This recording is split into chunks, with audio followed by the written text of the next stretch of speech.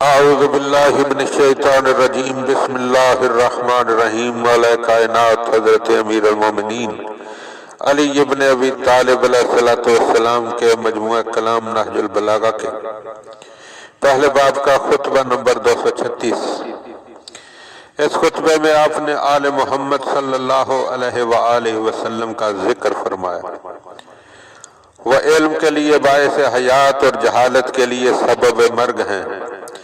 ان کا علم ان کی علم کا اور ان کا ظاہر ان کے باطن کا، اور ان کی خاموشی ان کے کلام کی حکمتوں کا فتح دیتی ہے۔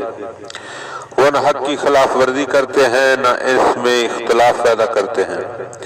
وہ اسلام کے ستون اور بچاؤ کا ٹھکانہ ہیں۔ ان کی وجہ سے حق اپنے اصلی مقام پر پلٹ آیا اور باطل اپنی جگہ سے ہٹ گیا اور اس کی زبان جڑ سے کٹ گئی۔